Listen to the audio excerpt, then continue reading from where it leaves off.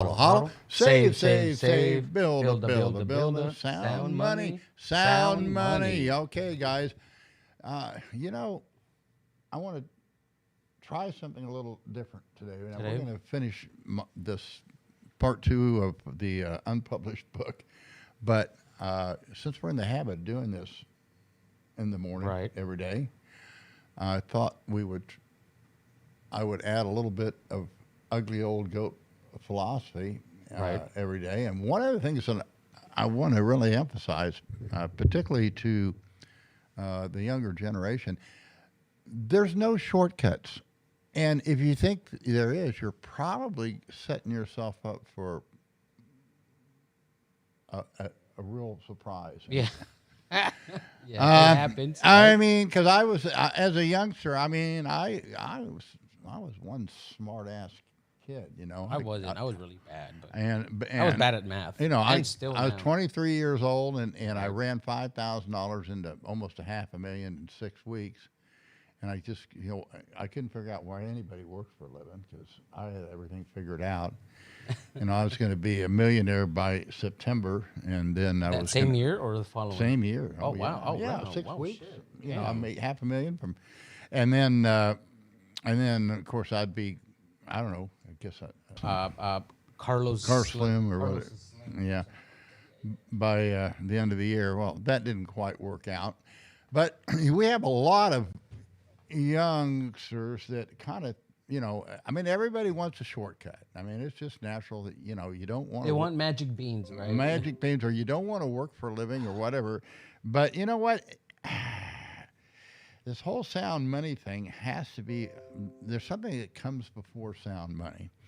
And that is, you have to be productive. You actually have to produce things. I remember, I'm old enough that I remember back in the 70s, they came the first day, and they started this Earth Day thing, because we wanted to save the world from hunger and all this.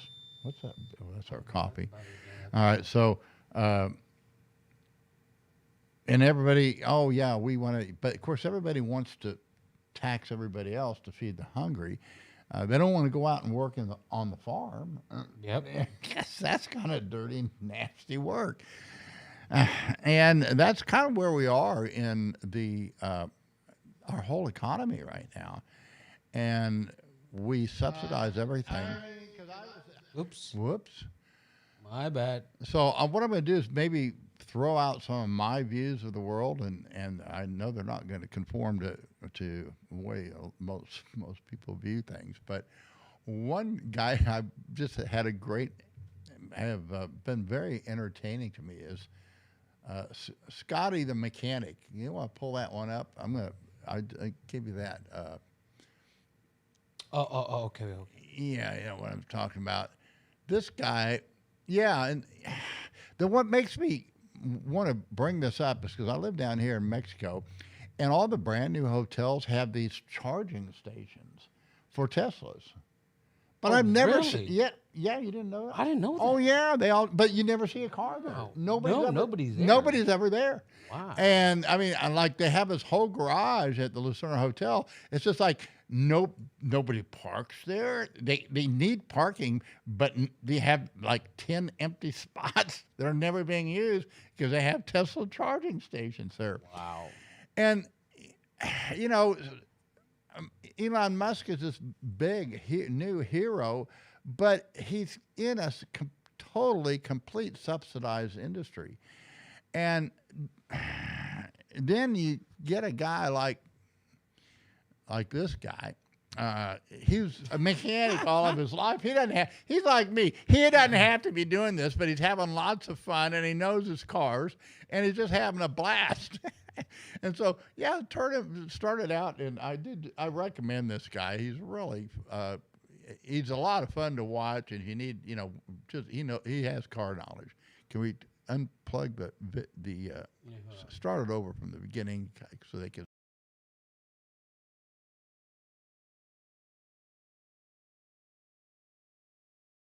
Is green. Where do you live?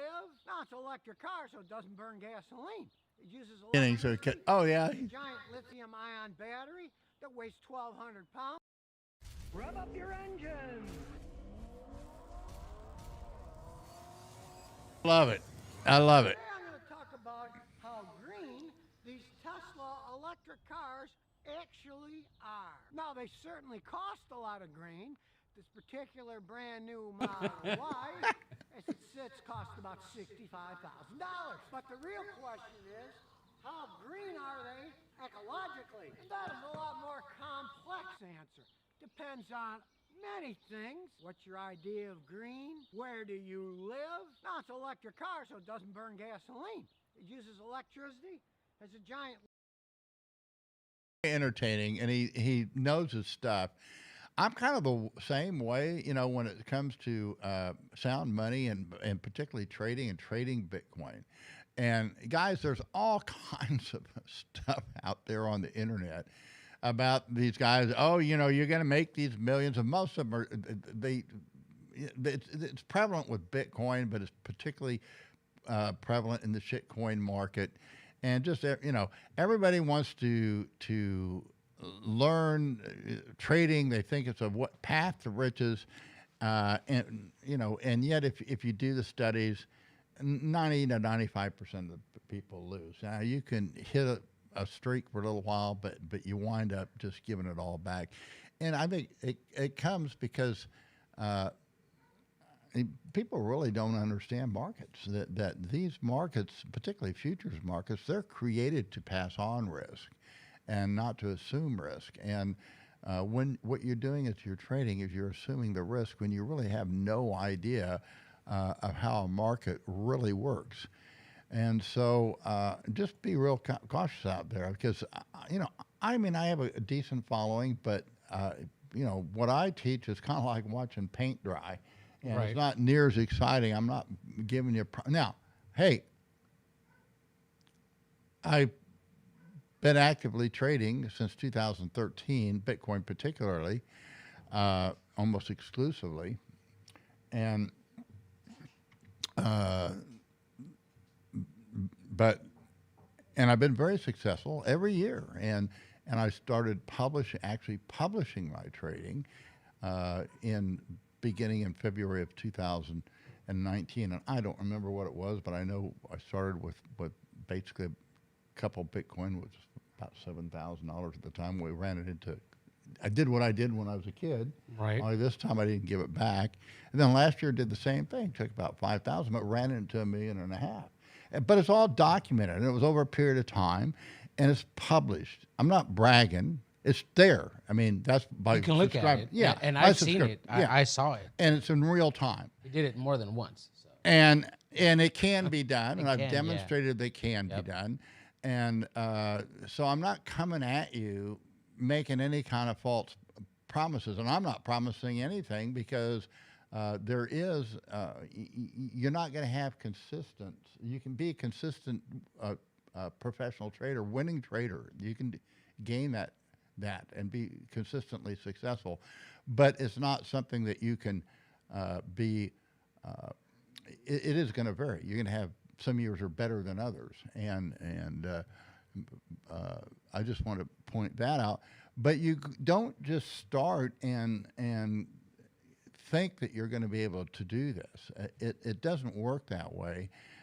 And you need the fundamentals that I teach. Everybody they're teaching you trading systems, and you know, Do this. they do know that. where the market. I predicted this, and I don't predict anything. I teach. I have no clue where the market's going. None, absolutely none. And that's really hard to wrap your head around.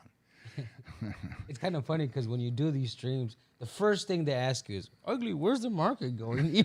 Even though you said, "I know, I don't know." I know, but it's hard to No magic formula, guys. There's all kinds of systems out there, and there's some that are better than others, and Yep. no question about it. Yes, that's But true. without the right foundation, without the right principles, they're all just going to get you in trouble. Yeah. And so, Kind of like when dealing and they tell you don't do it because you don't know what you're doing. It's the same thing here. Don't but do it if you don't know what you're so doing. there's no shortcuts. Exactly. And And yes, if they yes. understand there's no shortcuts, you may as well get to work. Yeah, that's why I kind of said it's kind of like dealing. I mean, it might not sound good, but it's true. If you don't know what you're doing, or you don't, like basically you don't know the game as they say it, what are you doing in there? You know, get out, my friend. You're just gonna drown, right? Well, right. Markets are Right, created yeah, for people that know what they're doing. It might not be the And same thing. if you but, don't know what you're what I doing, mean? then you shouldn't be in there. Yeah. And the number one thing, but a lot of people are better at technical analysis and fundamental analysis Right. and quote predicting. Although nobody, I don't. I call it guessing, isn't it? Well, it's more like not guessing. predicting because So I call my trading reactive trading. Oh, okay. So See, that's in other different. words, I don't. You react. I react when the situation comes. Right. You want to be ready for it. In And other the words, only- you react to how the market is going. Is that how it is? Well, I'm or- looking for opportunities because what happens, and of course, okay. I like, Right, I right. don't have any problems buying a dip. Okay. That's, right now, I'm not traded Bitcoin successfully this year. My gold trade's doing You've been great busy. right now. We've but been I'm, busy. but we've been Yeah. busy doing other things. So, where we left off, scroll up to the top. let me got fade this in little there. booklet I'm making, how to put yourself on the Bitcoin standard, and so kind of outlining why. I'm kind of proofreading it. Well, it's on Medium, but it's not available to the public. Well, they can find it that way if they do. That's the edit page. So, anyway, we kind of went through the first part of the book. The last part, scroll up a little bit to where we left off. I just outlined that, Bitcoin really sucks as a store of value. And so it's lousy cash and sucks as a store of value. And anybody that bought Bitcoin, you could bought it last April at $60,000. I think it was in April. And here it is in July. And you've lost half your... That's not a store of value, guys. By any measure, it is not a store of value, okay? It's not cash. It's not easy cash. And sound money, and I've done extensive, in fact, you pull that link up, gold. I have a whole article on it. Yeah, they can dig it up on Medium. Yeah. But the outlining how gold never was used as cash under a gold standard. Now, it was under a gold exchange standard, and it was initially used as cash, but as gold developed, there were other substitutes that were used. And basically, that's how seigniorage came about. One of the functions of government is they actually would coin money with intrinsic value less than the face value of gold, but they'd be redeemable as gold. And so that was a service that governments used so that you would have, an easy to use cash. And but it was not gold itself. I mean, gold could be used as cash, just as today Bitcoin can be used as cash, okay? But is it convenient? Well, no, it's not. And, a lot of people are working on it. There's a lot of hope going into this Lightning Network, but it's still not. And they've got this wonderful experiment going down there in El Salvador, but it's by no means assured. In fact, every attempt has failed, and history is not on the side of Bitcoin becoming cash. Nor do, and so I don't, and so this idea that Bitcoin's going to be, and if you look at the market, since all this came up, you didn't see Bitcoin explode. You've seen Bitcoin just go sideways to down, and it hasn't. You've had all this bullish news with little or no movement in the marketplace. And of course, we had the big movement when the institutional buyers came in, but I'm not so sure that institutional. That there's no indication that that's going to continue, or the foundation. What I'm saying is all along, and especially when you look at these major corporations, a lot of them are built on the fiat system. They're completely dependent on it. and they're going to go down with the ship, you know, and I don't want to go down on that with that ship, guys. I'm sorry. And a lot of the producers in the world, the entrepreneurs in the world, they're not going to go down on the ship. If you've got a government job and everything is locked into fiat, if all you have is your home and your legacy retirement account, you are extremely vulnerable. If you're working for companies, major corporations that have all of these, no, well, they have regulations, but that's one part of it. But they have basically entitlements. They all are up there in Washington lobbying for this and that, whatever they want, and they all get their little special breaks. It can be the real estate market, so well, you can deduct your interest. You know, they're all playing these little political games that are just disrupting the market, and you see that with everything. You're seeing it now with this industry of solar energy, which, you know, the only reason it's working is because the government's subsidizing it. The same thing you have with the, what's that fuel they make out of corn in Iowa? All ethanol. All this crap that's just fluff, and it's intervention after intervention, and you know, this can all disappear, guys. And I'm not going to be surprised if it does. Again, the next, and we've got this terrible shitcoin market hanging over us, where people, and that's where people, you know, oh, I missed out on Bitcoin, I'm going to make my own money, and I'm going to be the new Bitcoin, or in Ethereum, they say, well, it's not, we're not better than Bitcoin. We're just different from Bitcoin. Yeah, but you got to go back. You're not money. You're not sound money. And all you're doing is you're the platform to create shit coins. We got to clean that out, and it's coming. It's coming. It's coming. I know it's hard to believe, but you know, the ugly old goat here. That's where I'm coming from. It's not going to be a popular view. It's not going to be pleasant. It's not going to be fun.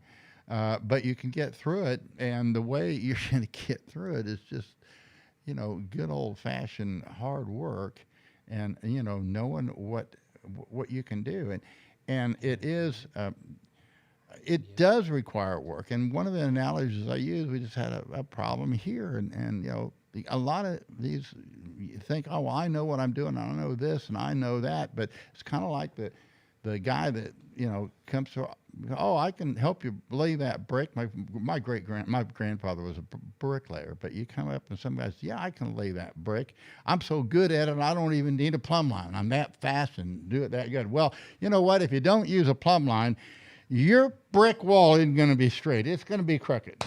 And you might know how to, you know, do certain things, but right now and then you're not qualified for that job, because we know right off the bat that you don't know what you're talking about, and you don't know. You definitely need a plumb line. You know, what if yeah, I know what you mean. That's just an example, right. You know, and like common sense. Yeah, it's common sense. So you got this old mechanic up there, and he's telling you this car's piece of shit. Yeah, it goes fast. Yeah. It's crappy. And sounds, you know, nicer it than might shitty. take a long time My for bad, people to YouTube. figure it out, but I kind of believe it, because it'd be fun to get one. I was thinking about getting one just for fun, because I'd like to really see how well they go real fast from 0 to 60. They accelerate very quickly, and they have a top end way up there, but you know, they have all kinds of other problems. He says it's a rotten. You know, I've never ridden one, but I really like to hear somebody. Would you own one? I've never had one. No, but would you own one? Is what I'm I saying. only kind of want to, just to have one, but I think I'll test drive with somebody else first. So You're not too convinced, huh? No, if I get anything, I want one of those new. They got the side by sides now. They got them so they steer in the front and steer in the back. I might get one of those. Shit. Wow. Yeah, but they're not cheap. Damn. So, but anyways, all right, back to this. Because they're more fun. So anyway, we're going to go back. Hodl. Guys, most people want to skip this hodl step, you know. They want to go straight to well, I want to already be rich, you know, and it doesn't work that way. Doesn't quite work that way, but everybody and they think there's an easy path, and there just isn't. So that's what this There's hollow no is formula, about, right? No, but saving's not easy. It just isn't, and It's hard. It's hard, but you got to do it, and you got to learn to do it, and it's almost like a new way of thinking, but it really isn't, because I think it's human nature. People just they don't, and why. In other words, I'm teaching you wisdom. Most people out there know a whole lot more than I do, Right. but I find a whole lot of people aren't near as wise as I am, and so that's what hodling is, and the way you enter in the hodling is Bitcoin is a unique asset, and it is sound money. And once you get that assumption, then you need to start getting a hodl. Well, the only way you can get a hodl is you have to buy Bitcoin. Right. And so if you do that and use a principle of dollar cost averaging, you wind up buying more at the lows than you do at the highs. So I think this is where we left off. We ended up, I went through why gold or Bitcoin is lousy cash and sex is a store of value, which it's almost heresy in the Bitcoin. But I teach a lot of heresy. I also teach, I think knowing your customer is a good thing. Right. And I've written articles on that. You want to know your customers, guys. You wrote one where it says why KYC is a good It's thing. a good thing. It's, right, but right. It's only bad because you're doing it for the government. The government doesn't need to know. You need to know your customers. They don't guys. care, You need all that basically. information. You need to know who you're dealing with. But the evil thing is when the government says, well, yeah, but you need to give that information to us, and you just have to, and it's not subpoenaed or anything. If you want to be in business, you got to collect it, and you got to give it to us. That's the evil. It used to be that, yeah, they could get it, but they would subpoena it. And if you had a customer that was subpoenaed, you did the courteous thing, hey, I don't know why, but the government has subpoenaed your records. Now, you can't even do, they just closed out one of my credit cards. I had a big line of credit. They won't tell me why. Yeah, we're not going to tell you. That's part of the terms of service. It's the man. And The man, and it's going to guys. get worse. It's going to get worse. So that's why you hodl. And so what we do is hodl. The best way to do that is your dollar cost average. Dollar cost averaging. It's simply the magic. And they want magic beans. It's magic. Exactly. This is magic beans. It's the magic beans that happens. You got to work at it. But you got to work at it. When you purchase a fixed dollar amount of an asset at specific intervals over a period of time, and the results duplicate and even outperform the portfolio of seasoned traders so long as the underlying asset fundamentals remain in place. By definition, you will buy the greatest amount of the underlying asset at the lows, and by hodling your assets, you will match and even outperform the most seasoned traders. And so we illustrate it with this chart, which Eddie composes every month, don't you? Yeah, I have to do that in 2 days. Yeah. Oh, yeah. It's coming up, isn't 14th, it? yeah. We don't get the information until the 16th. But here we start out on January of 2014, which was the peak. The market had gone over $1,000 in December, but anyway, on the 15th, that was the highest close. So you just start dollar averaging there at $500 a month, and it didn't. We went into a bear market, so for a while there, you had to sit through and take some adversity. Here you go. Let's go down and look at it after a year. After a year, on December 4th, right there, you spent $6,000, and you're down $2,000. Okay, because the market has kept going down. And then let's go another year and see what happens. Let's go to December of the 16. Yeah, Here we go. yeah. So there you spent. Oh, we were way up. 15, No, 15. Yeah. right here. Okay. Yeah. So no, I think you go. Okay. Yeah, we were in 14. All right. This is 15 now. All 15, right. 16, 17. All right. But anyway, you'll see. You're not always ahead. There, okay, on the here you are. 15th, yeah, there's $12,000. Now you're finally getting ahead on the thing. But it took a long time. But you were as the market dipped, you were buying more Bitcoin. And of course, over the long run, December. There you go. You have an investment of 18,000. But you've been doing it now for 2 years, and and you turned out doing quite well. Basically, you've got to give Bitcoin time. Over time, it's going to do just fine. But because of the nature, because we're imputing new value on it all the time, we impute this value. People get all excited about it. Then we have to break it and take these speculators out of the ball game. It was 2017. Yeah, and there we are. December 17. Total spent $24,000. Look at that, $872,000. That's nice. Pretty nice. And now we're up here, 2018. Yeah, there you go. You have 30,000. Oh, you lost. We went way down. We were at 17. We were in right. Yeah, but yeah. Look at how your equity went down. So your equity, you were at $872,000, and it dropped down under 200,000 there on 2019. Look at that. 162,000. Wow. So from the peak, and look how much your equity was swinging there. Okay. So, but your savings program doesn't change. Right. Okay. But if you keep scrolling down to 2018, and here you go. You're back up a little bit, right? Yeah. This one Go down another year. Wait a minute. 2020. Oh, we went over $1 million. You were happy. Finally, yeah. So 40. That's when we became Bitcoin millionaires. That's why I'm able to do this conference, which I don't know if anybody's coming to the conference or not. But then look, we're still going. Yeah, and not only did we hit 1 million. Once we hit 1 million, we hit 3 million, and now we're look at that. And what was this? April 15th? Yeah, we hit 3 million. Yeah, Wow. Yeah. And you're still doing good. Look at that. Yeah. No, we're doing fine, and. All right, that's 2014, guys. Right. So that's how Bitcoin works. I don't know how to explain it to you any different, but you have to. The only thing you can do is you have to start hodling it. You're not going to trade your way in. For instance, like you said before, if they started at the 2017 peak, right? Oh, it's too high. You know what I mean? They start do it here. Again. There you go. Yeah, there you go. I know it's like watching paint dry, but there you go. You spend $500, and it took a while to make some money. 2018. Yeah, there you have.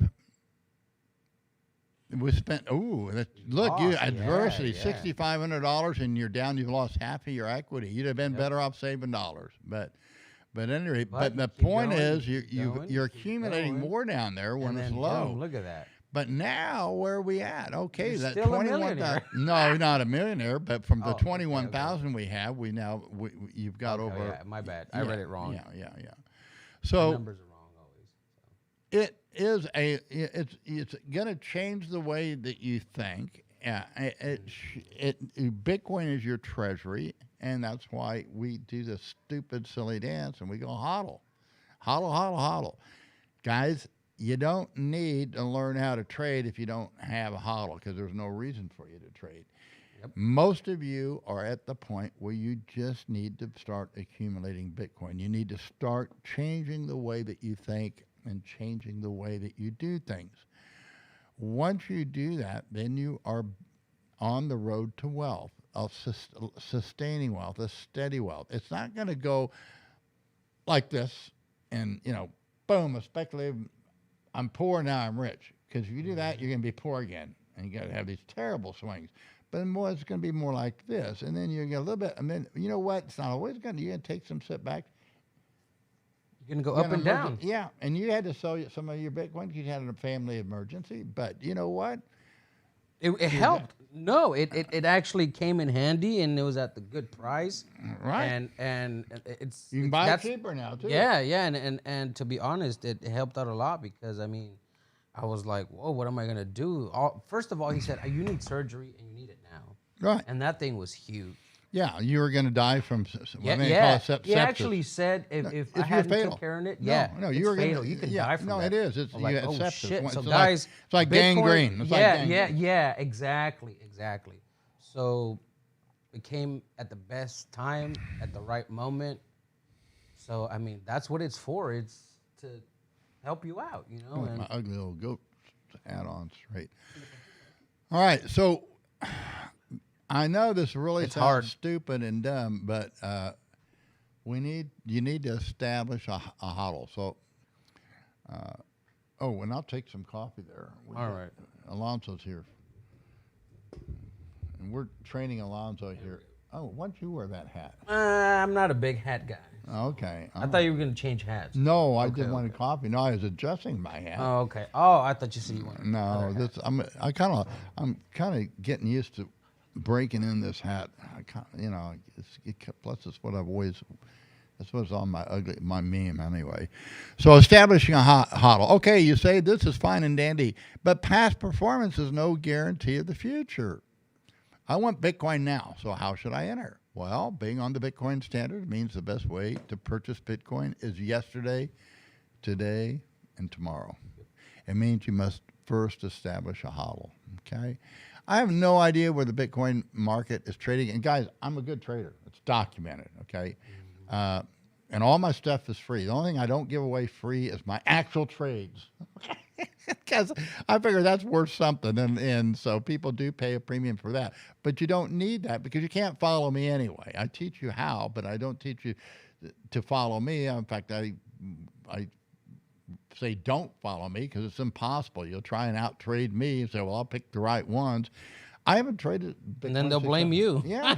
It's your fault. My net worth has gone up substantially, but I haven't traded Bitcoin successfully yet this year. Now, I won't say I haven't traded other things, but we'll get into that later. The number one thing is for all you new guys is you need to establish and get this hodl. You need to get that through your head. And I say this even though, look, last year I took a little over half of Bitcoin in 2020, turned it over to $1 million, and I did it so publicly. I already said that. And don't be fooled. No one else knows where the market's going either. I don't know. I'm telling you straight out. I know how to trade. I don't know where the market's going. And somebody that tells you they do, stay away from them. It's a scam. It's a scam.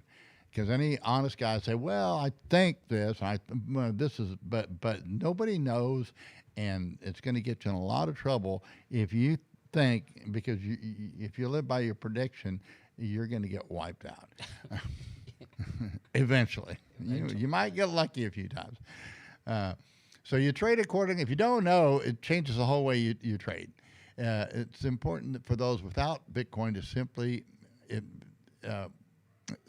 just immediately you want to convert. I don't have any problem at any time, even if it's the very top of the market, to convert between 5% of your wealth into Bitcoin and then dollar cost average to where you have maybe 15% of your wealth. I don't have a problem having a higher percentage of that. At one time, I had 80, 100% in there, 80, 90%. Now it's more like maybe 40%. But you can vary that, what your hodl is. But it's very risky not to have Bitcoin. And so you want to at least put a percentage of your net worth in there. And that will also be your operating capital or your treasury for tomorrow. And this is one of the things that I thought Michael Saylor really contributed to the space, because he gets that, and that's what he taught. And you'll find that people that really understand Bitcoin are not promising you it's an immediate road to riches. It is really mainly you're protecting yourself against all the government interference that's going on in the marketplace. It's not easy. It's hard to hodl. It's very hard. It requires discipline. It requires patience and the ability to execute. In other words, you have to just get in there and start buying it. And the sooner you pull that trigger and the sooner you start accumulating it, the better off you're going to be. If you don't understand that, I really can't help you. You need to reread it and let it sink in. Your starting point is to establish a hodl. You got to start there. And let me explain why. The Bitcoin fundamentals, apart from Bitcoin. Again, my background is economics. It's not programming. I do no programming. I barely can use a mouse and That's why Fingers Eddie's here. on this side. Yeah, all the studios built by people around me because I can't put two wires together. But it's the macro fundamentals that got me into Bitcoin in the first place. And it's those same fundamentals that are in place today, just as they were 3 generations ago. And these fundamentals are completely apart from Bitcoin. And that's what is bringing Bitcoin into the big picture today. The fundamentals distinguish the forest from the trees. And as Bitcoin standard bearers, we sometimes lose sight of the underlying forest of fundamentals. It's easy to get lost in the latest chatter, the exciting Bitcoin is fun. There's so much stuff going on. And you can get dumbstruck by the corruption. It's a wide open Wild West situation in this crypto world, and there's just one scam after another, and it's fun to kind of. Well, it's not, the scams aren't fun, but it's just part of what is, and you can't. And that's where we are right now. Nothing's making sense, and it's not going to make sense, and it's probably going to get worse before it gets better. Bitcoin is going to bring common sense back into the marketplace. Well, I won't say that. It may not. It's up to us to bring in the common sense, but it provides us a way to do it now. It is an innovation in that it gives us a way to do it that we did not have before. And that is because it is unconfiscatable, which I think we already outlined. Now, 2 generations ago, my mentor, E.C. Harwood, wrote The Money Mirage, and he outlined the 3 greatest swindles in the history of mankind. And then he defined the term swindle as follows. The word swindle is the usual name for obtaining money through deceit. And the key elements of a swindle are that money or property has been taken from someone with or without his explicit consent, and that the person has been deceived or somehow led to believe that his money or property either remains safely in his possession or would be available to him sometime in the future. Harwood goes on to outline these 3 greatest swindles of all time as the inflating swindle, the Social Security swindle, and the SEC swindle. Now, since 1974, these 3 greatest swindles of all time can be updated a little bit, and so I have taken the liberty to update it. Inflation swindle, that has remained unchanged. I call the second one, rather than Social Security, just the entitlement swindle, because 50 years ago, Social Security was the biggest entitlement. Now we have so many more entitlements, but they're countless, and we have so many more subsidies. And then the last one is it's not just the SEC, but it's all regulation. We have a regulation swindle, and they're not derived from individuals or corporations, but from government public policy. And Bitcoin offers a potential solution to personally circumvent these swindles and perhaps even change public policy, because Bitcoin has certain qualities that gold does not have. Bitcoin has a fixed supply that cannot be inflated. Bitcoin cannot be easily confiscated and distributed to others. And Bitcoin is decentralized and not easily regulated. While there's a great hope by a new generation with Bitcoin due to it being the longest chain secured through proof of work with a limited fixed supply, trustless, borderless, and unconfiscatable, mankind's corruption, exacerbated by inflation, has no signs of abating. As E.C. Harwood put it, perhaps the principal influence accounting for the simultaneous flourishing of the 3 greatest swindles is the prolonged inflating since the 1930s. And this was written in 1978, so this was just, 40 years after that event. Andrew Dixon White pointed out many years ago that in times of inflating, many, if not most persons, lose all sense of integrity, that frauds, swindles, and chicanery of all sorts grow like a fungus on a muck heap. That's what you're seeing today, guys. That's what we see spreading throughout world economies, and especially in the United States right now. and it's just a reflection of a corruption, a systemic corruption that's been going on and for 4 generations now. What an incredibly rich muck heap the great inflating has provided, nourishing forces that may destroy civilized society. The point is that any hope that government will provide an investor protection through regulation, entitlement programs, or stimulus checks is severely misplaced. And I think that's one of the blessings of COVID. I think a lot of people got their COVID check and they really started to question everything. You know, if you can receive money like that just drop to you in your bank account without asking, it can just as easily be taken away from you, and has been. So, and it will continue to be. And so that's where the big risk is. Government is the root cause of our monetary problems, not the solution. While the new innovation, Bitcoin, has eliminated the need for Harwood's wise and honest men by replacing the integrity of men with the integrity of code, without a change in human values, advancement of Bitcoin beyond a poor store of value is unlikely.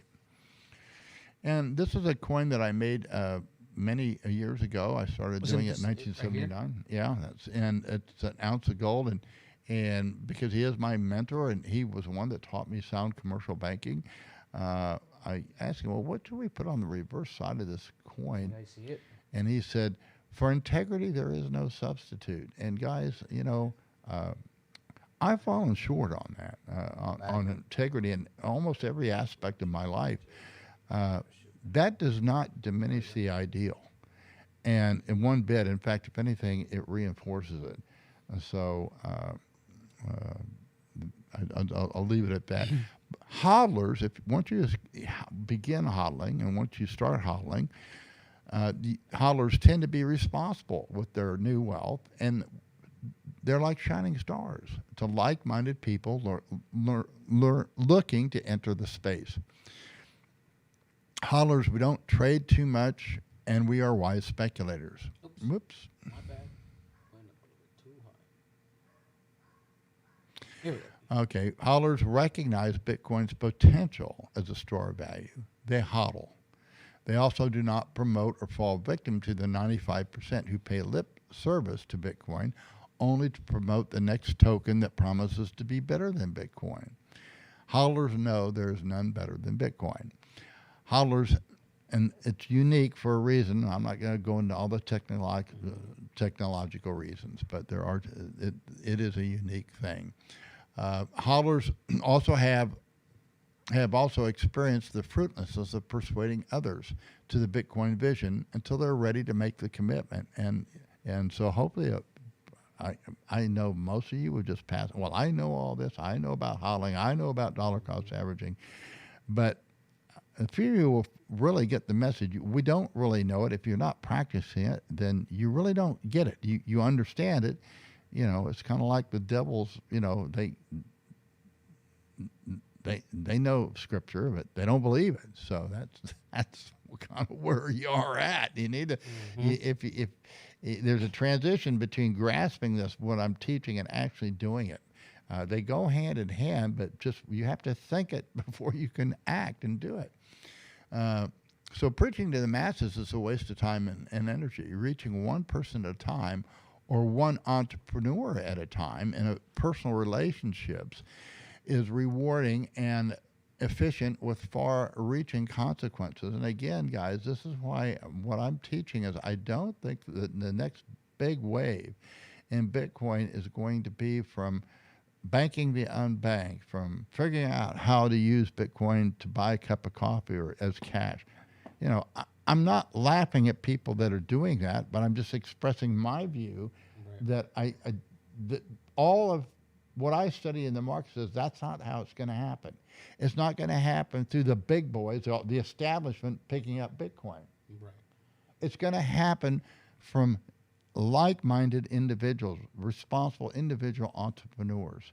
We're the machines of Tomorrow. Of tomorrow. We are, and we have this new vehicle, and we have this method now where we can preserve our wealth regardless of the jurisdiction that we That are feels in. nice, though, And the big risk right now is not these markets. I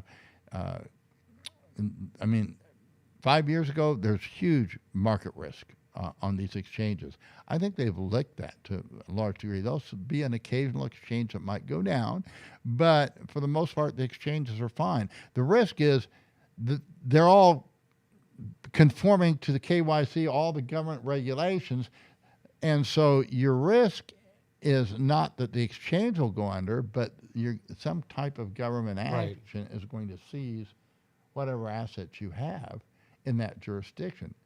And Bitcoin actually offers the alternative to that and a solution to it. And I think will actually act as a governor and for restoration of sound money by nation states. That's my view. I could be absolutely wrong, but I think it's well grounded and for good reason. And I think it's very consistent with, I think it's consistent with Christianity. I think it's consistent with von Mises. I think it's consistent with F.A. Hayek and E.C. Harwood. Not all those guys were Christians, okay? But what they taught was very consistent with the morality that we get from the system of truth. And I don't consider Christianity a religion. I think it's a system of knowing the truth, of learning the truth. And so I do think it's a reflection of that. Hodlers are distinguished from the mainstream and are shining examples of like-minded souls who cherish similar values. Hodlers tend to have a low profile and are found by those with like minds in search for truth with due diligence. Jews, Christians, Muslims, Buddhists, Hindus, atheists, and agnostics have independently found the use case of sound money, Bitcoin, and by doing so have found common ground for peaceful trade and exchange of ideas. That sounds good. Yeah, no, it is. It's the road to peace, guys. It really is, and not saying, well, you have to come. Oh, no, it's not. It's a common ground that really transcends so many barriers that it's a blessing. It's a blessing to everyone, just like sunshine and rain. Okay, it is this simple. If you're HODL Bitcoin, you are savvy. You're very savvy. You're wise. You're a wise person. And after you've acquired and established HODL, you actually, you are now your own bank. And you're independent. You're an independent commercial interest. We are people with a variety of limited talents, each with our own specialties. While we have little or nothing to do with the back end of Bitcoin, we do understand that Bitcoin is secure because it is the longest chain with proof of work. Now, you can be a home builder, a carpet cleaning specialist, a doctor, a T-shirt maker, a blog writer, or all of the above. You might even be privately employed or a homemaker in charge of managing family funds. The point is that all of these things, even your health, can be taken away or confiscated.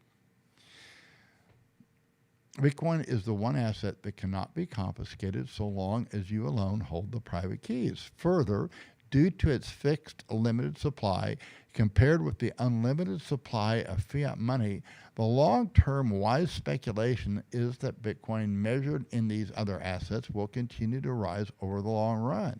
And that is why we HODL. Bitcoin is the place to be when your capital is at rest. Because Bitcoin is speculative, it is also subject to wide price swings, often losing 30%, 60%, and even 90% of its value. It sucks as a short-term store value, and it's lousy cash. It just is, guys. You make these cases that, and people want to make it cash, and I get that, but they haven't done it yet, and maybe they will. I'm not raining on their parade or anything like that. I'm just saying, show me. I'm from Missouri. Show me. You don't have to tell me. You don't have to tell me. Show us, and that's great if you can do that. And the same thing with all these institutions. We have a few companies that got in and got it, but, is that really where the strength is? Do we even want it to come from the top down? No, it's going to be a lot more, and it's got to come. not just from the bottom up, but from people that already understand markets, from people that are produce things.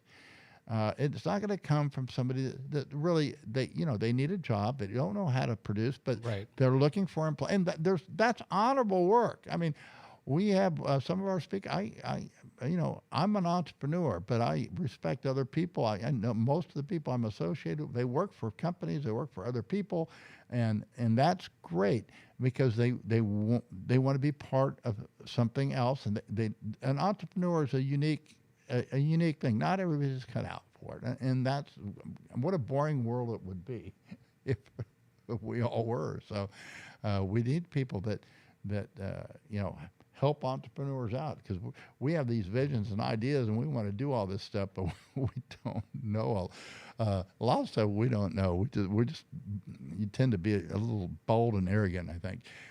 So there's a school of Bitcoin advocates that recommend HODL alone, and this is one I want to warn you against too. That's the opposite of people that promise you they can trade Bitcoin and make you a fortune that way. There's another school, and I think it's not as you're not going to get hurt. So I'm not but you need to understand where they're coming from. There are these people that think, well, you just buy it and you hold it and you don't use it, and it's going to somehow, the world's going to fall apart and the Bitcoin's going to get you through it. Well, no, it's not. Because to get you through it, people are going to have to produce. You got to grow food. You got to build a house. You still got to live. But it does work, and so as it works, and you're savvy, now you want to save, and so I call that saving, and I've bastardized the word savvy, because you're a hodler, you're also savvy. Because you're savvy, you want to reward yourself, reward your family. Take your Bitcoins, made some money in Bitcoin, take your wife out to dinner, upgrade your laptop. We built this whole studio from Bitcoin. The whole studio that you're in is from Bitcoin. So it over time, this is what happens. When I started Bitcoin, I owned no property, and now I don't own it, but my wife, she has decent holdings here down. She's taken care of, and that's what saving is. And then the last thing is you build it, and you can build other productive assets, and you look for new businesses. You can. The goat lady's building some houses, wants to build apartments. That's great. We're doing this conference. Well, you got your toys aside from. I got my toys. That's my saving, but we kind of put them together with this conference. Your family's already provided for, so and that's the good thing. That's the building. Yep. And the logic is that 95% cannot trade successfully. Therefore, one should never sell Bitcoin. And I don't subscribe to that notion, and here's why. Let's think it through for just a minute. If you just purchase Bitcoin alone and you're hodling and you never sell, you're not accomplishing anything. You're accomplishing nothing. You're simply you have an excellent savings program without ever rewarding yourself and without ever really contributing to society either. And that's a fine way, and maybe it's not wrong, particularly if you're trying to pass on wealth to your children, but it is hardly a prudent move in the total scheme of things. These are the same trolls that held Bitcoin from $500 to over $20,000 and watched it decline to under $5,000, only to be forced to sell it for some unexpected need. And I've seen this happen. Like that tire. Your brother-in-law. Yeah, my brother. Yeah, he had a flat tire. He has, I gave him Bitcoin. I gave him, $40 or $50 worth of Bitcoin. That's worth thousands of dollars now. Yeah.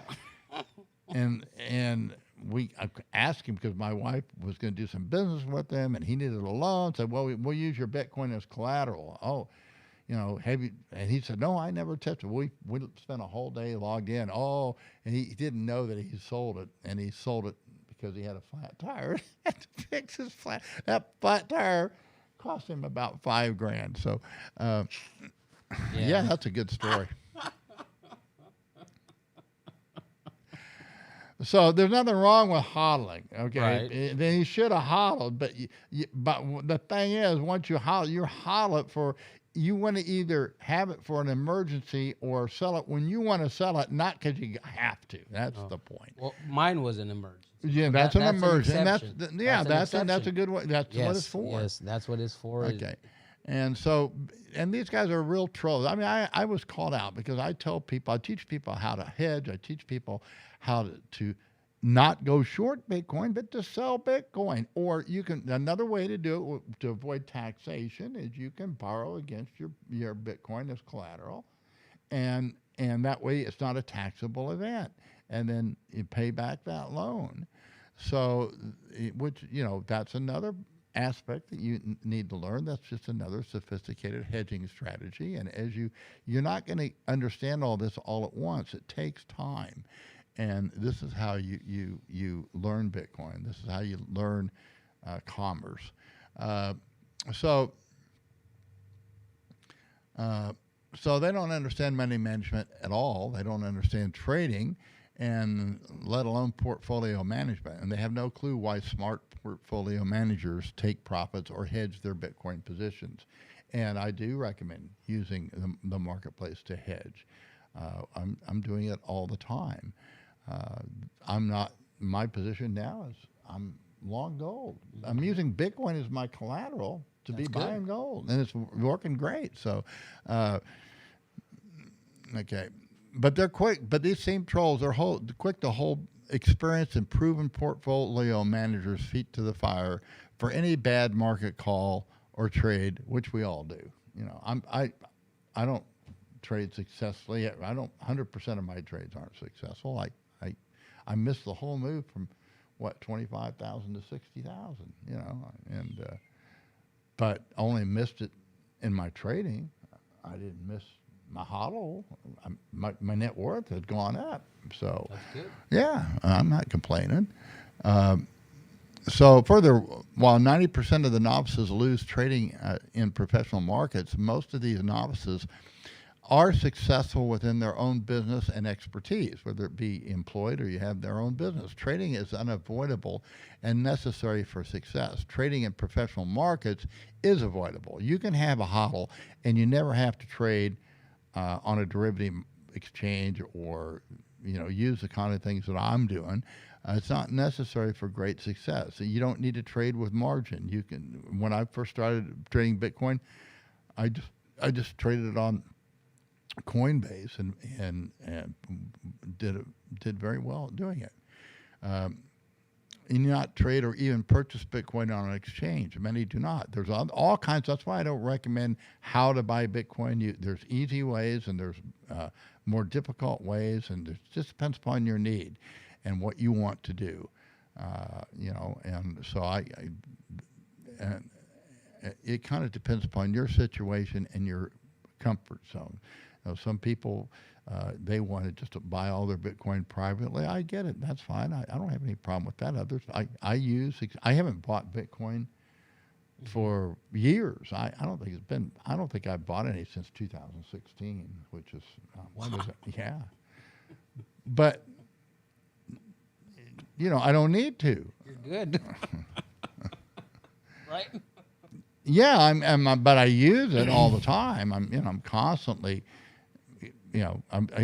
most of my business is done in fiat, but my business is growing slowly in Bitcoin, with flows in and flows out, and so it kind of depends upon your personal situation and your comfort zone. And my point is simply that you want to sell Bitcoin when something better comes along, not when you're forced to sell it or you need to do so. Now, you're going to be forced to sometimes, like if you have a family emergency or like you had too.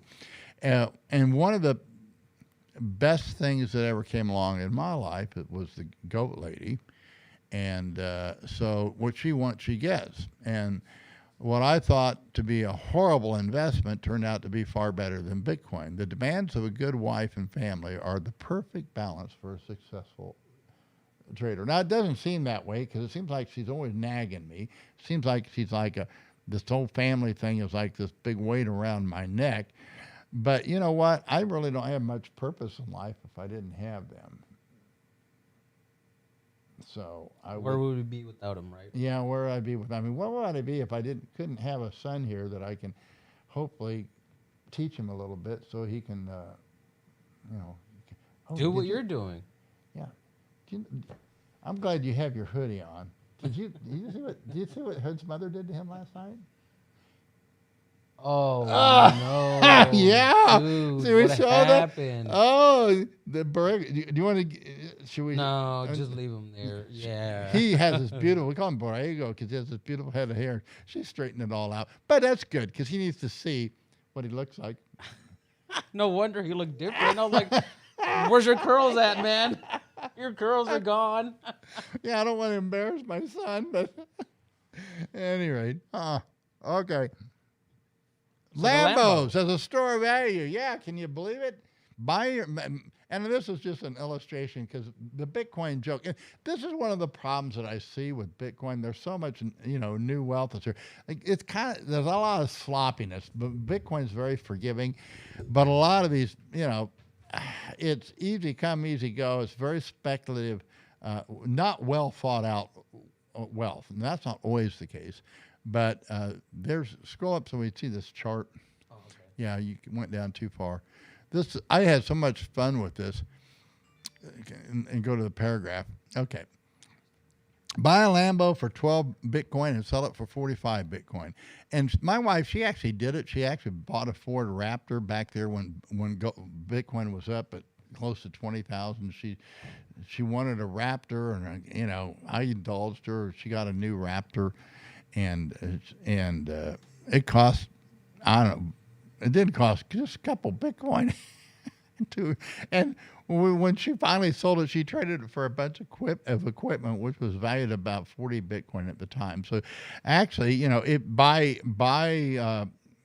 hedging and by cashing in now and again, you can actually use Lambos as your store of value. And that's due to the volatility of Bitcoin. Bitcoin is very volatile.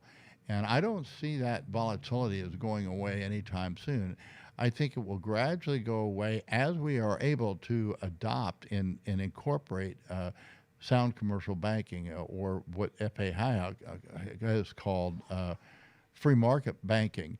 And I think that's going to be a long process. It's not going to come because it's something that we're going to just have to relearn. I don't think that Bitcoin is going to work in and of itself as a technology. I think we have to apply the technology that was learned with the emergence of a gold standard to Bitcoin. And that's what I see. And I could be absolutely wrong, but that's where I'm coming from, and that's what I teach. So you may simply reward yourself simply by taking your wife out to dinner or to upgrade your laptop. In her case, she bought a Raptor. And she sold that Raptor, and so basically she drove that Raptor free for a whole year and got all this equipment for it that was worth more than the Raptor today. So finally, while it may be a great time to sell Bitcoin, it is never a good time to sell your entire hodl, because I don't know, it could have kept going up higher. I don't know, and you never want to go net short. You don't want to sell Bitcoin you don't have. But you can sell a portion of your hodl, but never sell your entire hodl. Okay, so now you have your hodl, and now you understand save, okay, meaning savvy Bitcoin investor who rewards himself occasionally for disciplined prudence, hodling, and you're now ready for the strategy of how to put yourself on the Bitcoin standard.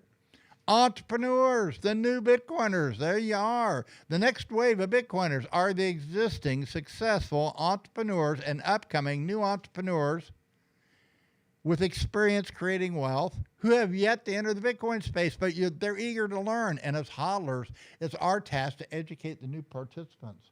And the only way that we can educate them is they have to get their feet wet and start hodling. Yep. So, and I think this wave promises to be far larger than the 2014 to 2017 third wave, not only in numerical size, but in economic intensity.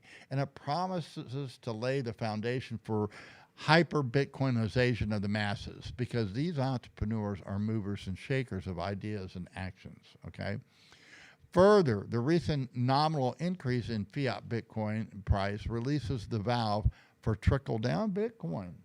It does. And that's kind of what I think Jack Mallers is going to attempt to do down there. I want to go down there to San Salvador. We wanted to go almost immediately, but all the shitcoiners were going down there, so no, I don't want to go down there then. No point. But, you know, and it'll be, you know, I don't want to discourage that. It'll amaze me if he pulls it off.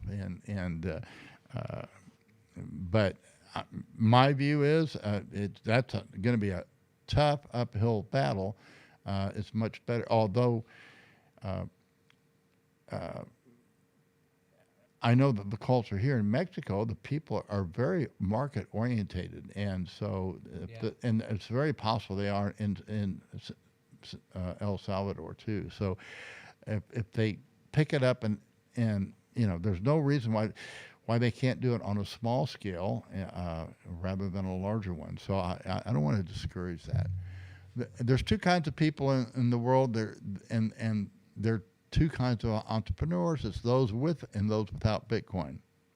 And by definition, as a entrepreneur, you're a builder of wealth. Now, if you work for an entrepreneur, and businesses are entrepreneurships, you are also a builder of wealth. It's just you're not. You're helping an entrepreneur and another organization do it rather than, you know, be kind of like what I'm doing. Yeah, what you're doing with me, right? Exactly. Right. I'm learning. Hey. And it's been fun. Yeah, and you're not an employee. You consult with me. So I don't hire anybody. I just contract with people, and that's what you do. And, you know. You need not to be an entrepreneur to get started in Bitcoin. If you work for an entrepreneur, you're also a builder, but more like an apprentice. And if you're under 30, this is the best way to gain the necessary knowledge and experience to become a success by being the very best of what you can do. Find a good mentor and work with him, work for him, and you will likely remain friends for life. A true mentor will encourage your success apart from his own, and he will rejoice with your success. There's nothing that makes me happier than I see how Eddie has grown since I've known him. And crap, I still don't, but hey, I'm hanging in there. I'm hanging in the thread. And you know, that's where well, I don't mind that. Like I said, there's two kinds of people. I don't mind somebody. You're always up front with me. You hit me right between the eyes with truth, and that's good. And complaining, it's natural. Nobody wants to work, but the thing is, you'll complain, but then do it. The worst thing is somebody that says they're going to do something and they don't, or they can't, and that's and you know, that's what hurts, because that's how I wind up making a bad decision, and I get fooled by people more often than once. Yeah, because you wanted to hire that other guy, remember? And your wife said, no, don't hire him. Yeah, that's my wife again. The goat lady came through. Because I was impressed by the guy that could speak better English, and he was showing me around the wine. He was a sales guy. He was just a chubby guy. Chubby guy, but he was kind of the guy. I don't know why I was impressed by him, but you were just sitting off by the side. You were the security guard. Yeah. Yeah, and then they fired me because they found out I was working with him. So, but in the end, hey, it was a good thing. I have a friend, mentor, and I'm learning things, and I'm having fun. Yeah, and we do have a lot of fun here. Yeah, so, all right, so savvy entrepreneurs who have Bitcoin and increased their net worth since 2014 to 2017 are now looking to save a portion of this new wealth with income-producing assets in the mainstream economy. These savvy Bitcoin hodlers are looking to be mainstream savers. Yep. And that's what we're doing. And I'm focusing down here in Mexico because I feel safer here. I still have a foot in the United States, but I kind of want to maybe take that foot out and maybe keep a toe in or less after. Well, I mean, I never know. I don't trust them up there. I just, you know, I feel comfortable down here. I don't feel comfortable in my own country. It's really bad. Blame your government, guys. Okay. So there are also entrepreneurs who have a successful business in the mainstream economy, and this is where I think the growth is going to come. But they have no Bitcoin, and they're looking to hodl a portion of their mainstream assets into Bitcoin. These successful mainstream wealth creators are looking to become savvy Bitcoin hodlers. The prudent move for those who have put their life savings in Bitcoin since the previous peak in 2013 is now to diversify their portfolio into other assets other than Bitcoin. And that is what I mean by save and build. The prudent encourage those who build, create wealth, and have no Bitcoin is to start to hodl and save, which is save Bitcoin, which is sound money. So let's read that again, because that's kind of important. This is what I teach. It's kind of a circular. Yeah, the prudent encourage those who build or create wealth and have no Bitcoin to start to hodl and save Bitcoin, which is sound money. Okay? And you're starting to do that now. Yes, I am. Yes, I am. And you weren't ready for it? Yeah. Everybody else. I think I would have. I can't say a bad word, but I think I would have just screwed it up big time. You just sold it. Everybody. Yeah. I would have probably. Yeah. Right now, I'm like. So it's better off that I held it till you learn. Yeah, now you don't want to sell it. Now you're not. Well, actually, ugly said, eat beans and rice, and you'll be okay. That's what I'm doing. Yeah, you're not hungry. I'm just saying. I'm just saying. It's just that's what you said last time. So All right. Yeah. So, Just yeah, and guys, you might if you're gonna hodl, you're gonna have to eat beans and rice. As much as you might want to be on a carnivorous diet, you can survive on beans and rice, so you'll be okay. You can look at him now. Yeah. I'm healthy. He eats what he wants. Well, that's a tremendous treat. I'm not. I mean, Well, I have no problem eating lots of meat. I No, like I'm eating not lots, saying but that. I'm just but saying I'm not gonna. different, There's no way I'm gonna ever, particularly down in Mexico. The food's just too good down here. Yeah, I'm especially not with giving the up all those tacos, flavors. right? Oh no, Those flavor. tacos. I am reducing my tortillas substantially. Yeah, I didn't like But you eat a lot of flour, though. You're supposed to eat. No, that's the other tortillas. Well, I need the maize too, but I had birria down here. It was great. I went to the birria place. Oh, down they, here? They closed. They closed early. closed? No, they just closed early yesterday. Oh, they closed early. So I went to Charlie's, and you can only get a birria taco. I couldn't get a bowl of birria, so I had to get chili, which was really good. Right. But I wanted the birria. Birria is like this spicy beef stew. It's really healthy, and they drink it They eat it for breakfast down here, and it's Especially really it's good when you have a hangover. yeah. Put a lot of hot sauce in that thing and lemon. My friends, you Lime. wake up from that hangover. All right. So when you save, or what you save, it depends on your personal portfolio. It is the connector, depending upon your personal situation. Okay, and what I'm saving is more property down here, and my hobby is my cars. Mm-hmm. We're painting the goat lady's car pink You said for the pink, conference. right? Yeah, it was again painted pink for the conference. So scroll up. Let's see that paragraph. No, that was it. Oh, that's it. All right. Entrepreneurs. Okay, entrepreneurs with Bitcoin should be looking to save or build in other assets, while entrepreneurs without Bitcoin should be looking to save or hodl Bitcoin. It's real simple, guys. They are reciprocals of each other. Reciprocal. I think I learned that in grade school. Some kind of idea of mathematics. This is what hodl, save, and build mean on the Bitcoin standard. It looks something like this, and I'm not a graphic designer, but there it is. If you have Bitcoin, you hodl, you save other assets, and then you build. If you don't have Bitcoin, you're building your business, your fiat business, whatever you're in, your legacy business, but you're saving Bitcoin, and you hodl that Bitcoin. And then finally you're going to get a hodl and say, oh, I can go the other way now. And you're kind of going back and forth on this thing. You have to figure out where you are. Everybody's right? different. It's a rhythm. It's a dance. And this is the dance that you do. If you don't have Bitcoin, you start at the bottom. If you have Bitcoin, you're at the top. And it's a flow. It's just a flow. In fact, I could put it linear. I have it different so people can understand it, but it really is, it's a circular thing that you're doing here. The term save, or what you're saving, depends on the balance of your portfolio.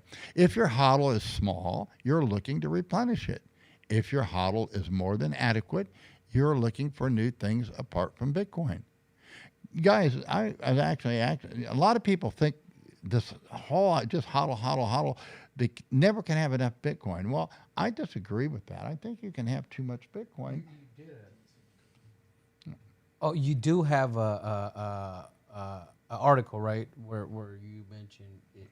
Can you have too much? Yeah, I wrote an article on Yes. that. You can have too much. That's all on Medium or through. I'm gonna go to the website. You can put that up there. Uglyoldgoat.com. The website has all these articles on it. So if you're watching this and you want to, see where I'm coming from, all of these ideas I'm passing on are here. So there's the article on dollar cost averaging, how to achieve the There's same more, results. guys. But there's all kinds of stuff down here, and it's all free. Yep. It's free. And but I'm starting out with the basics because basically what we're teaching, we're going right back and trying to reach those entrepreneurs out there or wannabe entrepreneurs who want to be on Bitcoin. And all of this stuff is free. They read a little better on Medium, but I guess Medium just gives you so many free articles, and then they charge you for, I don't know, so much a year to read it on Here's Medium. one of those. KYC is a good thing. Yeah, it's a good and necessary thing. And I told you about that. And, some people, it's bad. Well, no, it's not bad. It's just, if you're in business, man, you want to know your customer. That's an important thing. But I don't want to be acting as a spy for my government. I'm willing to follow due process, but they're not in time. I'm not working. I'm working for me. I'm not working for the government. And it's really none of their business, unless some crime has been committed without a probable cause. And so if they have a probable cause, okay, you want to subpoena my records, that's fine. And here they are. And I call my customer, hey, I just got subpoenaed. The government's got a copy of everything I do with you. That's the way it used to be done. And this idea of where we're at now is just horrible. It's just insane. Yeah, and it's dangerous. It's very dangerous. All right, so let's go back and finish this baby up. I hope you're starting to see the whole picture here, guys, because I'm not giving you this idea where Bitcoin's going from here. I don't know. It can go up and it can go down. And are we here? Okay. Yep. Okay. And so the Bitcoin standard and Bitcoin, we are speculating that it is sound money in the future. We don't know that. It's not 100% guaranteed, but it is a wise and prudent speculation. You don't put everything into Bitcoin, but the way I put it and the way I think Michael Saylor just did a great job, you want your working capital, you want your treasury to be in Bitcoin. And I think there's the people that understand this and meet that need. I think one of the biggest opportunities now coming in Bitcoin are going to be those exchanges that can make the transition from offering these shit coins to other assets, gold and silver and the stocks and bonds, all the other assets that can be collateralized with Bitcoin. And I think that's going to be a tremendous service. And I think we'll be seeing it coming. I hope that we do. There's nothing new under the sun, but every day under the sun brings its own challenges. Just as money management is the key to successful trading, it is also the key to be a successful entrepreneur, because money management is a key for any successful enterprise. And you want the money you manage to be sound money.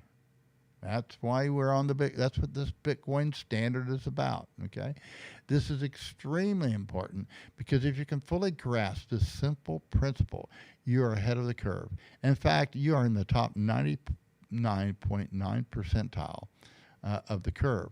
Remember, there are only 21 million Bitcoin in the world. Many of these have been lost when Bitcoin was young and pretty worthless. Bitcoin is arriving clumsily into puberty. Kids are kind of worthless until they grow up, and Bitcoin is in its early adolescence. So in a lot of ways, it's kind of useless. But Bitcoin's growing up, and it's reading this kind of reminded me, like years back when you kind of mentioned, yeah, this is just beginning, and then I kind of mentioned, so you're saying it's kind of like a baby, and you said, yeah, it is a baby, and now it's a preteen.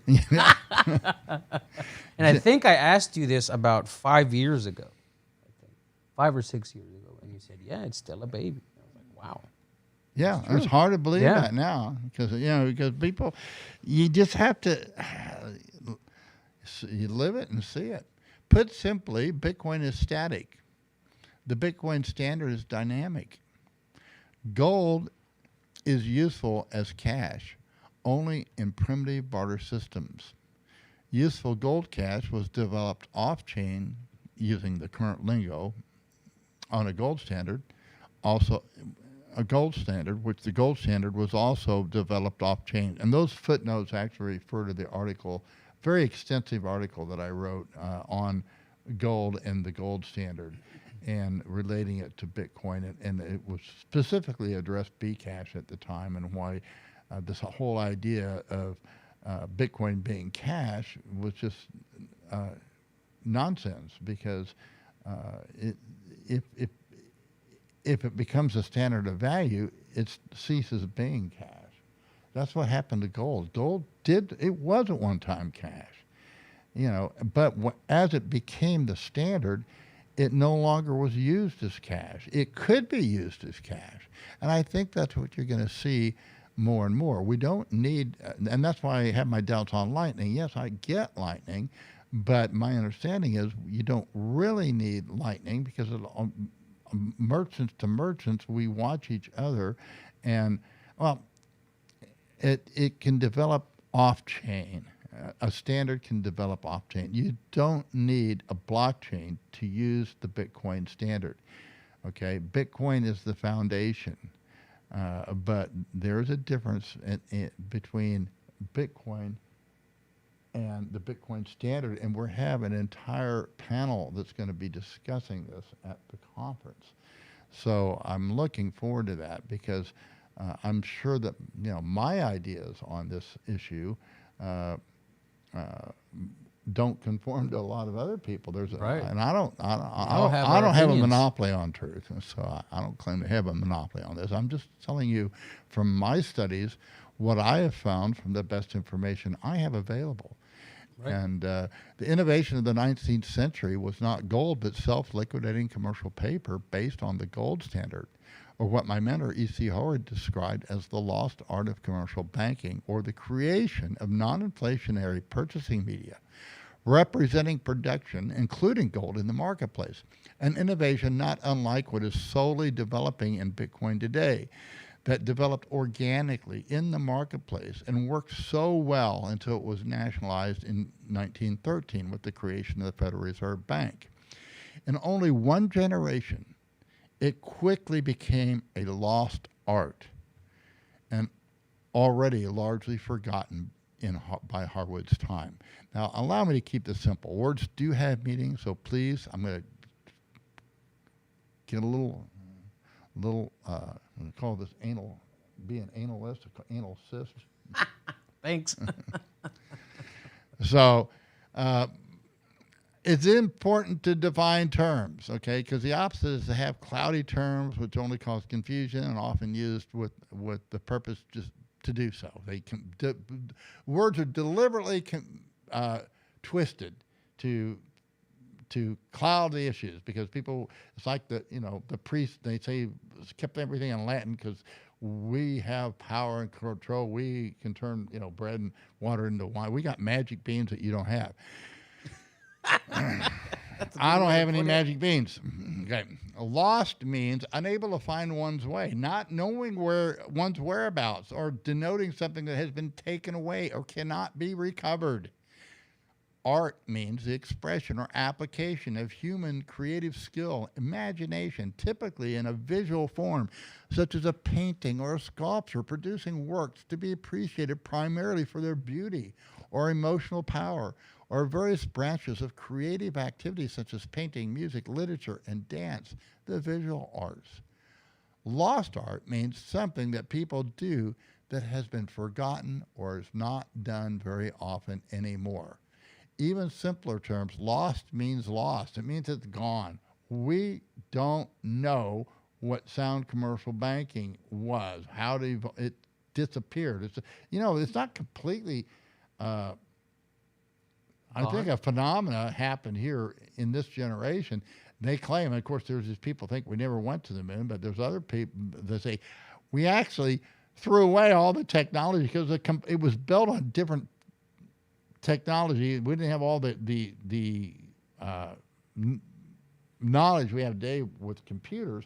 So they kind of went to the moon using some backward ways, and they didn't. They recorded it. Well, yeah, but it was so complicated. They just, they didn't go back there. They weren't using it. And yeah, it kind of disappeared, and they can't recreate how they got to the moon in the first place. What? Well, because it's kind of it was done just for that one stated purpose. Of course, other people say, well, that's because we never went there. I'm not going to get into that debate, but I'm just saying I think it's significant. You can literally have, and that's happened at other times. Like one of the arguments used against, Scripture was, well, the Scripture's obviously in error because the Hittites never existed. Mm-hmm. And that was true. The existence of the Hittites was just discovered, 100, 200 years ago, very recently. And before that time, of course, the critics said, oh, no, it's, and so science changes, discoveries are made, and things are lost. And one of the things that was lost was this new innovation that came up during the Gilded Age, which was the gold standard. And this is what my mentor, E.C. Howard, described. And this is something that we now have the opportunity to relearn in an asset that's even more useful than Bitcoin because, or useful in a different way. I think gold's very useful within the boundaries because it's a physical thing. It's very useful for sound money within the boundaries of a nation state. But to transcend those nation states, to transcend jurisdictions, that's where Bitcoin comes in and is extremely useful. So Harwood led no one to believe that he knew what developed in the Gilded Age of banking. At best, he wanted to describe what he learned about it secondhand after the Great War, followed by the Great Pandemic. And guys, you always think, oh, well, we're in this new... No, you know what? We've had pandemics in the past. After World War I, we had this huge pandemic. My father... That flu, right? Yeah. The Spanish flu? What was it? Well, something like that. My father almost died from it. I wouldn't be here, except he did happen to live. He was born in 1913 and almost died when he was 5 years old in 1918. And so, this nonsense, this has happened in the past. People had a different view of things. I think because people had a much more eternal perspective. I think there was a substantial number of people that believe, that this life is just a temporary thing. That now modern science says, well, this is what they call a virtual world. Right, in that sense, it is, because if we live and pass on and there's eternal life. This is a virtual world because, on my promise as a Christian is I've been promised to live forever and ever. And it's without in a perfect world, which we're not in. Yep. And, so I do believe in things real simple. I believe in heaven and hell. I believe there are alien beings. I think there are angels and devils that, they don't have a physical death like we do because we were actually banned from that tree of life. We were not banned from, we had the choice of knowledge of good and evil, but fortunately, once we ate that, we were death, and then we were blocked. We're trying to get that back. That mankind now wants to live forever again, and so now they want to download their brains, or they want to, maybe we'll get to live 400 or 600 years. That's not going to surprise me if that technology comes back, and maybe my children or grandchildren can live 400 or 600 years. That's not going. In fact, to me, it would almost be a fulfillment of prophecy, but because we know that the Lord's not coming a second time until He says it's going to be like the days of Noah. When the days of Noah, people lived a long time. That's an idea. I'm not saying that's going to happen. That's not a prediction, guys. It certainly is a consistent vision. Okay, and so implied is just. Is that just as there is a difference between the element gold and the development of the gold standard, there's a difference between the innovation Bitcoin discovered through technology and practical application of the Bitcoin standard as money. Just as the discovery of gold, the element 3,000 years ago, is not the same as the 19th century innovation of the gold standard. The discovery of Bitcoin is not and will not be the same as the coming Bitcoin standard. Okay, there's Bitcoin, the innovation. What we're working on now is Bitcoin, the standard. That's what's developing. That's what's the challenge for you guys. That's what's so exciting. I'm so glad I'm alive. I'm so glad to be part of this and share what little I know, because I want to encourage you in your visions. Run with this new technology. Rah for sound money, free market money. Bitcoin is sound money because there's a fixed supply. It cannot be seized. It is decentralized, making it a useful mechanism for settlement. But it's not of much use for cash or as a store of value. Okay, it is useful. There's a school of Austrian economics largely influenced by Murray Rothbard that holds that anything less than 100% gold standard is criminal, and if it were possible, would submit an entire nation to a 100% gold reserve standard. Sorry. Okay. There we go. There we go. Okay. No, okay. There's a similar school. No, that's it. okay. That's it. Okay, that's it. There's a school of Austrian economics, largely influenced by Murray Rothbard, that holds that anything less than 100% gold standard is criminal, and if it were possible, would submit the entire nation to a 100% gold reserve standard. And there's a similar school in technology that anything less than 100% Bitcoin standard is criminal. Okay, same issues, different technologies, same issues that were being addressed 50 years ago have not been resolved yet today. Yet the 19th century innovation of the gold standard suggests the Bitcoin standard does not mean 100% redeemability with Bitcoin. Rather, Bitcoin is a measuring stick, a governor on an engine, a method of conducting business we're only now just discovering and learning how to sail. Early Bitcoins are like a boat that we got put a sail on the boat. Now, how do we use this thing? It took a long time for sailing evolved.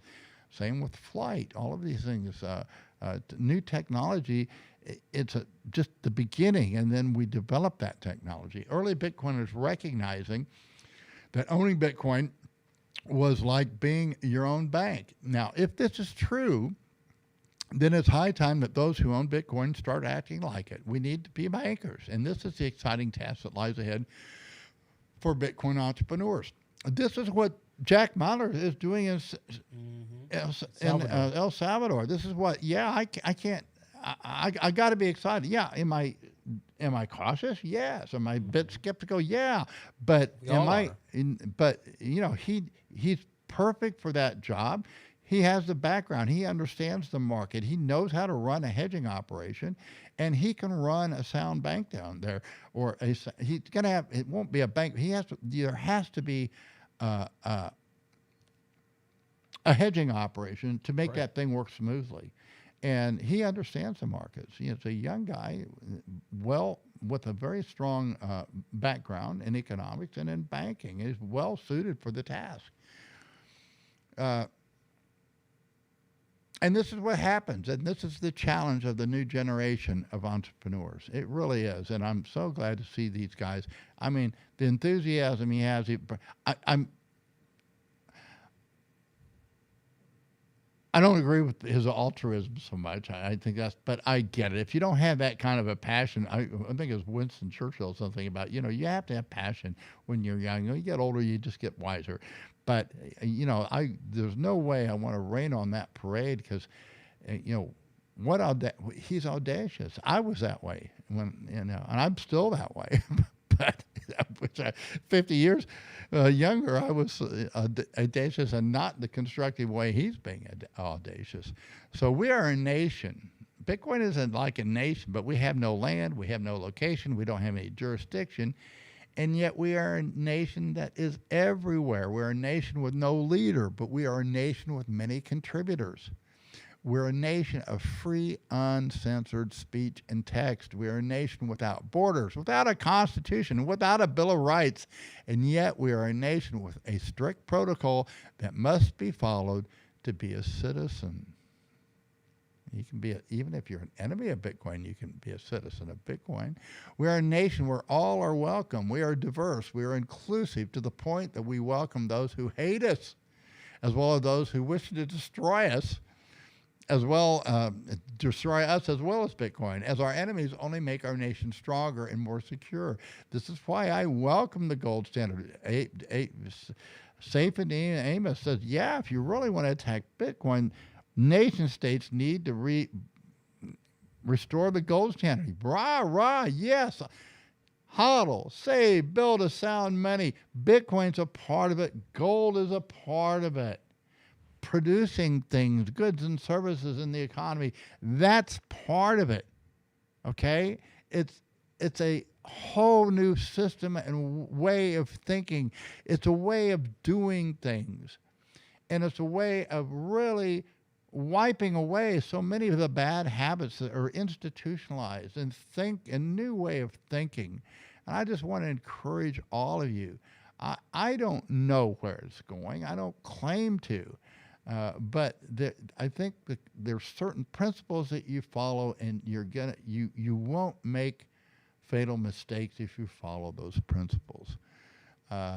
We are a nation where you need not register, although you may choose to do so. You can drop out. Okay, we take no census. We don't know how many of us are out there.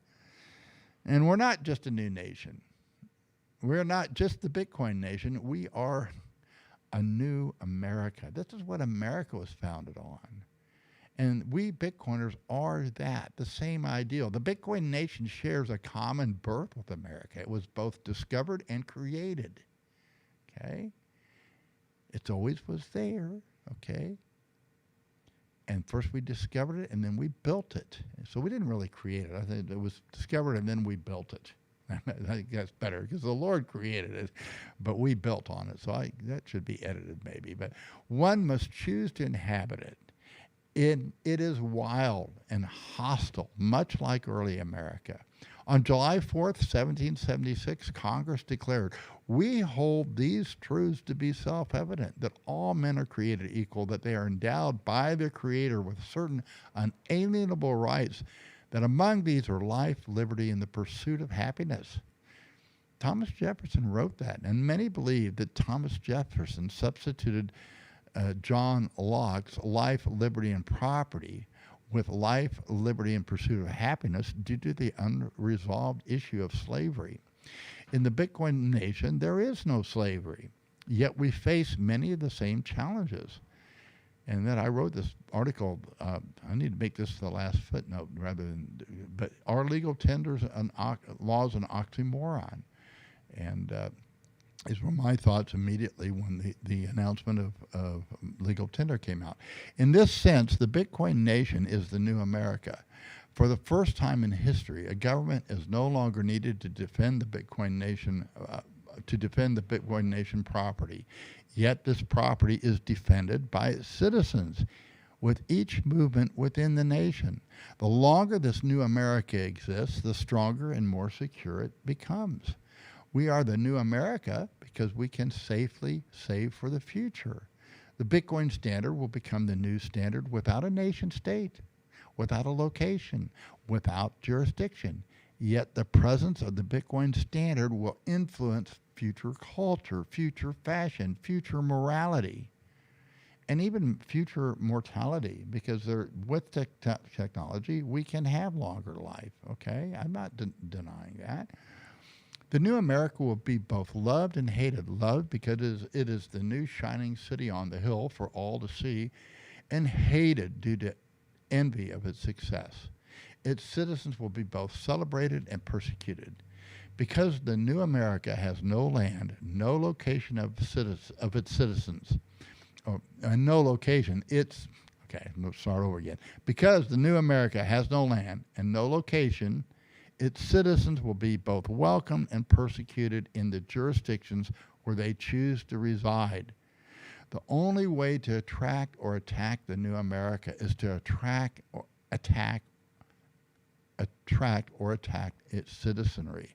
This means, as responsible citizens, we will watch each other's backs in the face of unwarranted persecution.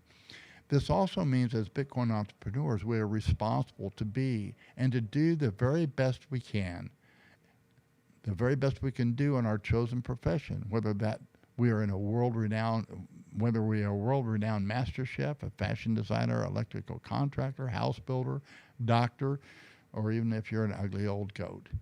Being a citizen of the Bitcoin nation does not require you to learn to program or that you master economics. It is simply a new way of measuring value and preserving a portion of your wealth in a form that is unconfiscatable by tyrants. And for those citizens who can teach it, it is our obligation to provide the very best information possible and to reach you at the level where you live and work by example. This is why I'm having this conference, guys. This is the vision behind it. As Bitcoin entrepreneurs, we are here to share some hard lessons, learn from experience as we tame this wild frontier and incorporate the Bitcoin standard into our daily lives. As my good friend Jimmy Song recently stated, we welcome you in the same way a fitness trainer welcomes you in a gym. You know, we all come in at our own level, and we work at it from there. So whatever level you're at, welcome to the Bitcoin Nation, the Bitcoin standard, and the opportunities provided in this new America. So I hope you enjoyed it. This is not really a book. It's more like a booklet. And it's my vision, my little contribution, why I think so much of Bitcoin. We can go to the conference now. This is my build. And it's just a miracle that I'm able even to do this. I'm able to with the same Bitcoin, 10 Bitcoin that I started writing media articles with, building a website. We had a working man's Bitcoin cruise. We're now able to sponsor something like this, and go to buy the ticket, because we now do sell these tickets, so we do need to get those through. Go through there, and I'll outline what we have. Guys, we're in Ensenada, Mexico. We're about an hour and a half south of the border. You can drive right down here. It's a beautiful drive.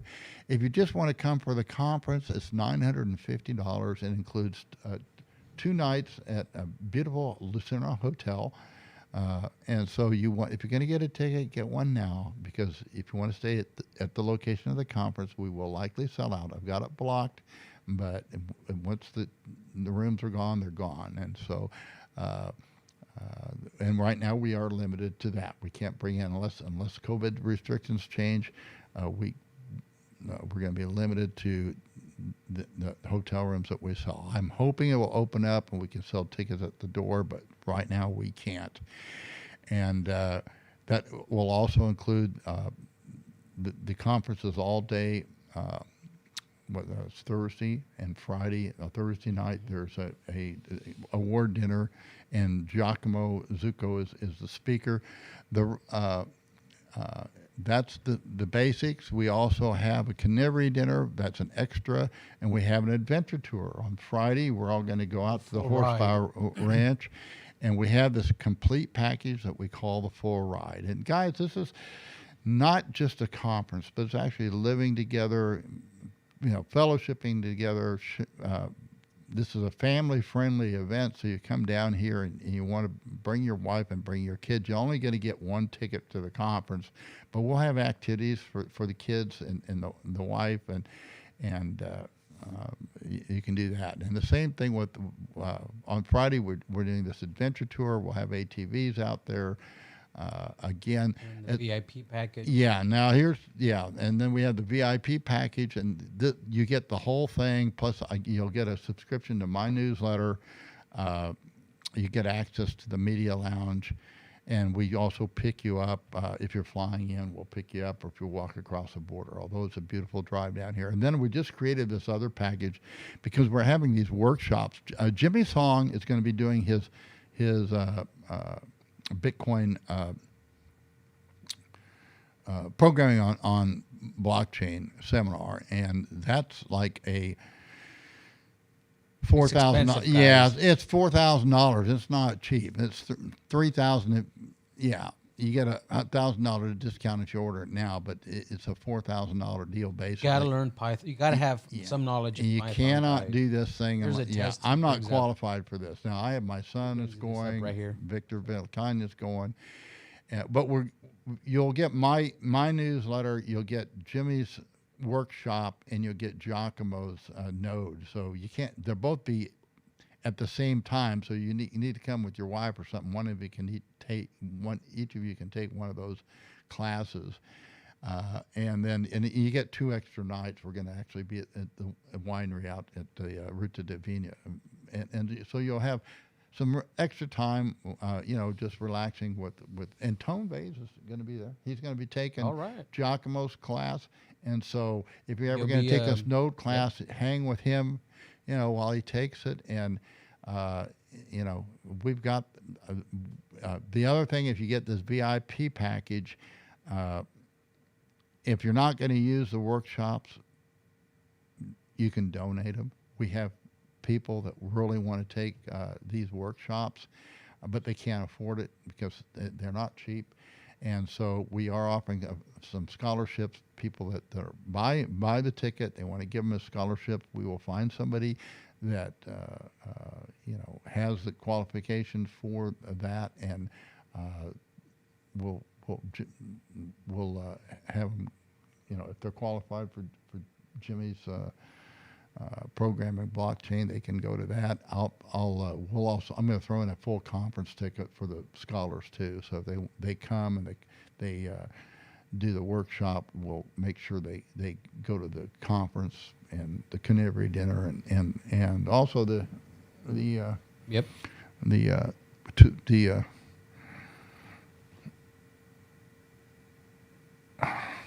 do I call that?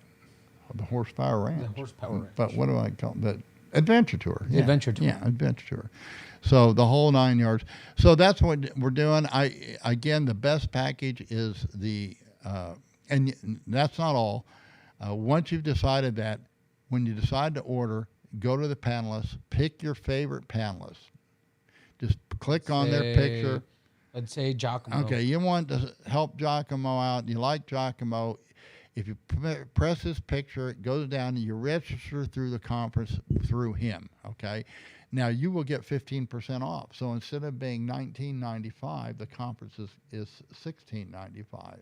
If you want to buy the big package with all the conference and the adventure tour and the workshops, here it is. And you can get 15%. So it's not $17,000. It's 15% off of $17,000, which is take $2,500 off. So it's a little over $15,000. And full ride. Here it is. Full ride. And then we had the VIP, and we had the VIP with workshops. So, if you feel generous, if you like what I'm doing here, you want to support the work that we're doing down here, I've got right now about 3 to 5 of those VIP packages, and because we blocked out this whole section of a winery, and the first Monday and Tuesday night you'll be there, and so. Anyway, that's it. I'm done. I hope you enjoyed this, and we're just living our life here. We're living the Bitcoin life and practicing what we're preaching the best that we can. And this is the little booklet that I wrote. I hope to have it published. I don't even think we'll have ISBN or anything. It'll be a true vanity book where it won't even be official. But it speaks my heart and speaks the vision of what we're trying to do here. So we can go through let's go through the conference so they can see what that's about, because it's a really fascinating schedule. Yeah. All right. So here we go. We start out, of course, on Wednesday night is the Carnivory, but if you just come into the conference, we register in the morning. We have Thomas Hunt, who is also Mad Bitcoins, is going to be the master of ceremonies of the entire event. And then we're starting right off with the heavy hitters. Thank God for Bitcoin. A lot of people wanted to be on this panel. And so that's going to be... You're the moderator on that. Well, but I'm going to pass that off, I think, to my son, because yeah, I think Aaron's going to do it. He was actually a featured speaker. He can't... for privacy reasons, we can't put him on the speaker list. But I kind of have invited him to handle that part because I think he's better qualified than I am, and certainly is a better example in life than I have ever been. So, and then we have the difference, and again, the difference between Bitcoin and the Bitcoin Standard, and I did outline that in my little booklet there, guys. I think this is a very important issue. And there is Bitcoin, the technology, and then there's Bitcoin, the standard, which we really don't know what that is yet. So you're going to have some visionaries out here that are going to tell you what they think it is. And Bitcoin Motorist is going to be the moderator for that. Yeah, being a moderator on this is not going to be an easy task.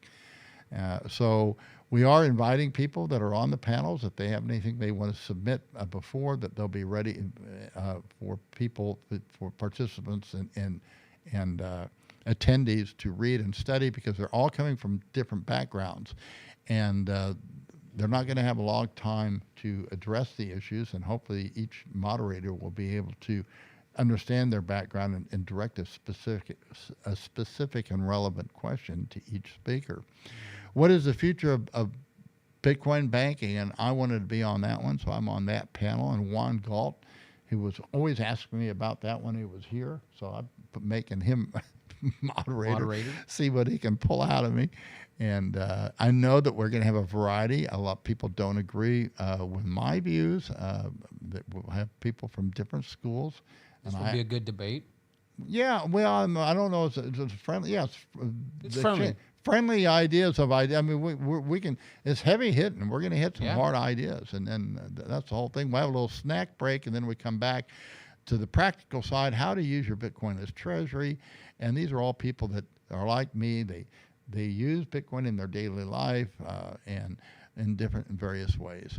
And so, including the goat lady, because she knows, she has kept my Bitcoin activities very honest, and she's good at spending Bitcoin, and I'm pretty good at earning it. So it works out well. If I didn't have her, who knows what I'd be spending it on. And then we have managing and hedging risk on the Bitcoin Standard, and I want to be on that one because I think I'm kind of a bit of an expert on that. And I think, again, my view is that the biggest risk right now is your jurisdictional risk. And I think that the opportunities will come from these exchanges that will offer more and more assets that can be collateralized using Bitcoin. Should Bitcoin legal tender, this is the big issue we have now, should it be embraced or abolished? And Tone Vase was going to moderate that one. And unfortunately, I invited George Selgin to come, and he's getting rotary cuff surgery, so he can't make it, but I think we have a good panel there anyway.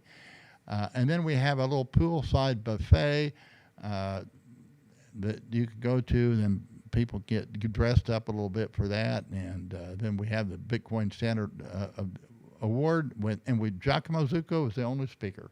The rest of this is all panelists, and Giacomo is our keynote speaker at the award show because he's the most entertaining. I'm kind of boring and I ramble a lot, but he's right on point and has lots of fun to listen to. And so then the next day we register again if you want to come late. And what is competition in currencies? And Daisy Costa, she's going to moderate that one. We have, will Bitcoin become a world reserve currency? And I think that'll be a good one. Tone's going to moderate that one. 100% fractional reserve. 100% reserve, fractional reserve, or no fixed reserve. And Jimmy Song is going to be moderating that. And I want to be on that panel. That's the wonderful thing about running your own event. You can choose what panels you want to be on. Yeah. So, building on the Bitcoin standard. And that's going to be the politics. Oh, politics of the Bitcoin standard. That's going to be a controversial one. And Juan is going to moderate that one yeah, as well. Yeah. And we have building on the Bitcoin standard. And again, Mira Liponi, which is Giacomo's wife, she's going to moderate that one for us. And then we have a new, final one that we haven't really developed yet, but beyond Bitcoin, the future of self-sovereignty in the digital age. So we end up about 5 o'clock and then have 2 hours to transport you, or during the day in the morning you bring your baggage down, we'll get them out to the Horsepower Ranch, and then we take you out to the Horsepower Ranch and we'll check you into a cabin or room out there, and then you can, we'll have a little barbecue out there, and you can party that night or go to bed early, get up early, and we do the adventure tour, and that's going to be a lot of fun. And that's all day. We'll have, again, the children are welcome out there, and if you're bringing kids, will be an extra charge for that, but they'll have ATVs. The kids can ride on those cars too, as long as they're 8 years old or more, they'll be fine. I know my. Yep. So there we go. That's where you got stuck. And then on that night, the Saturday night, we're going to have entertainment and a big barbecue and party that night, and then nice breakfast in the morning, and then then we all leave, and you can either, a lot of people are staying down here and taking side trips, coming early or going late, and some people are going to stay down here and then going to Texas for Bit Block Boom. Yeah, Big Block. Yeah. So I'm pretty well done, and I've been sitting here long enough drinking coffee. It's my time to go pee. So we're done. We're done. Hey, thanks for tuning in, guys. I hope you can make it